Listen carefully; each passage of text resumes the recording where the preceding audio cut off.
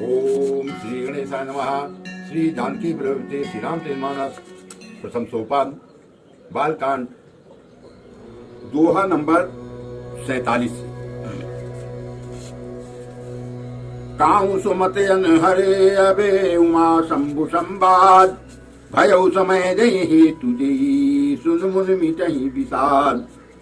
एक बार त्रेता जुग माही शंभु गए कुंभ जरि सिपाही। संग सती जग जननी भवानी पूजे ऋषि अखिलेश्वर जानी। राम कथा मुनि वर्ज बखानी सुनी महेश परम सुख मानी। ऋषि पूछी हर भगति सुहाई कही कथा शंभु अधिकारी पाई।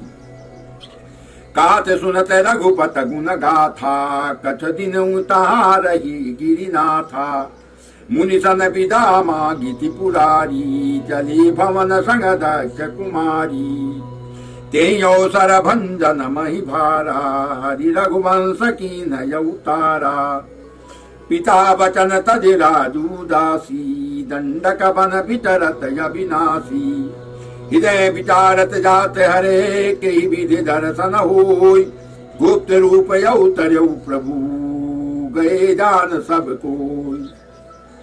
शंकर उतयत क्षोभ सती न जानहि मरम सोई। तुलसी दर्शन लोभ मंडल लोचन लालती।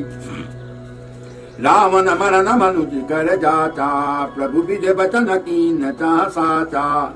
जो नहीं जाऊँ रही पछतावा करत विचार न बनते बनावा। यही विधि भय सोच बसई सा तेहि समय जाई जगदीसा। यही विधि भय सोच बसई सा तेहि समय जाई दस सीसा। दीन नीच मारी चही संगा भयउ तुरत सोई कपट कुरंगा। कर छल मैं मूल हरि भय देही प्रभु प्रभाव तस विधि न तेहि। मृग बुद्धि मृग बरि बंधु सहित हरियाई आश्रम देखि नयन जल छाये। वीरा विकल नरयू रघुराई खोजत विपिन फिरत दो भाई। कपहु जोग वियोग न जाके देखा प्रगट विरा दुख ताके। अति विचित्र रघुपति चरते जानहि परम सुजान। जे मति मंद विमोह बसे हृदय धरहि कछुआन। सियापति राम जय जय राम मेरे प्रभु राम जय जय राम। शंभु समेत ही राम ही देखा उपजाहि यति हर सुविशेखा। हरिलोचन छवि सिंधु निहारी कुसुमय जान न कीन तिनारी।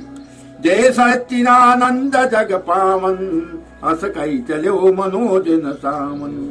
चली जात शिव सती समेता पुन पुन पुलकत कृपा निकेता। सती सुदशा शंभु कय देखी उरूप जा संदेहु विषेखी। शंकर जगत बंद जगदीसा सुर नर मुनि सब नावत सीसा। तिन निप सुतहि कीन परिणामा की सच्चिदानंद परधामा। भय मगन छविता सुविलोकी अजहु प्रीत उर रहति न रोकी। ब्रह्म जो व्यापक विरज यजे अकलानी अभेद। शोकी दे धरि होई नरे जाहि न जानत वेद। सियापति राम जय जय राम मेरे प्रभु राम जय जय राम।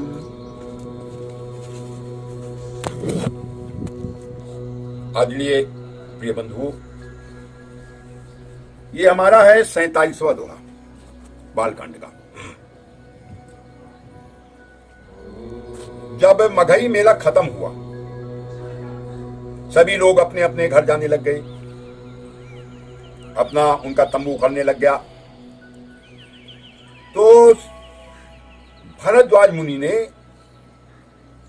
याज्ञवल्क्य जी भी जाने को तैयारी किया भाई कि मैं भी अब चलूंगा अपने मठ पे अपने यथा स्थान पे। तो भरद्वाज मुनि ने उनका पैर पकड़ के उनके चरण कमलों को पकड़कर बड़ी प्रसन्न मुद्रा में बोले कि थोड़ा समय और रह लेते। तो उनकी बात को न टालते हुए याज्ञवल्क्य जी बोले चलो तो मुनि जी ने उनका खूब सेवा सत्कार करके बोले मुनि जी कि हे मुनिवर, सर्वश्रेष्ठ मुनिवर, आप तो सब कुछ जानते हैं, आप मेरा एक विषाद, एक संशय मिटा दीजिए। तो कहने लगे, जागवल्क्य जी कहने लगे कि मुनि आप सब कुछ जानते हैं, लेकिन बताइए कौन सा संदेह है आपके मन में। तो भरद्वाज जी ने पूछा, हे मुनिवर,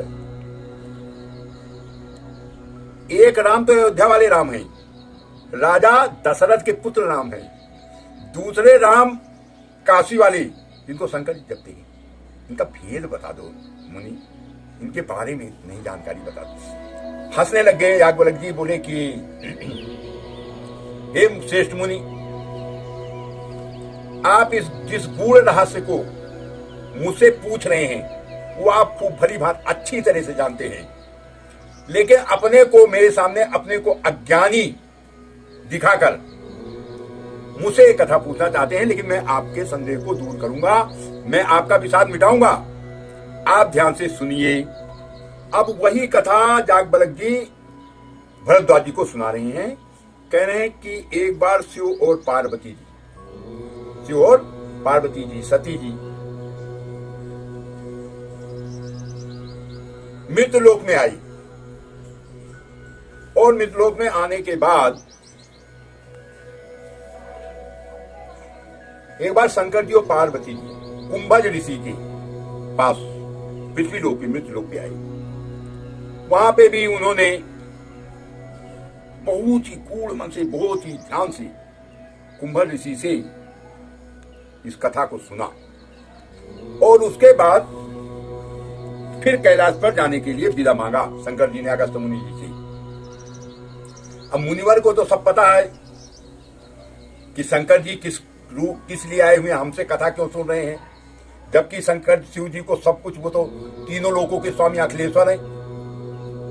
फिर भी उनको पूरी कथा श्री राम जी की सुना रहे हैं। सुनाते सुनाते उसके बाद 2-4 दिन के बाद, 10 दिन के बाद शंकर जी ने इच्छा प्रकट किया।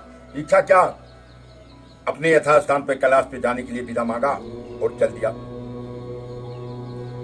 रास्ते में अब ते कैसे भी देख लो, भगवान है भाई शंकर जी, दिव्य दृष्टि तो है ही है, पूरे तीनों लोकों के स्वामी तो है ही है, सब जानते ही है। उन्होंने देखा कि श्री हरि ने अवतार ले लिया है रघुवंश में श्री हरि ने अवतार ले लिया रघुवंश में, अयोध्या में।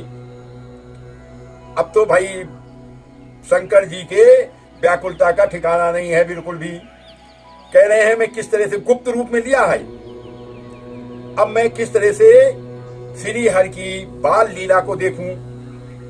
अब तड़फड़ा नहीं शंकर जी। अब सती साथ में, सती को लेके जाऊंगा तो सबको पता चल जाएगा।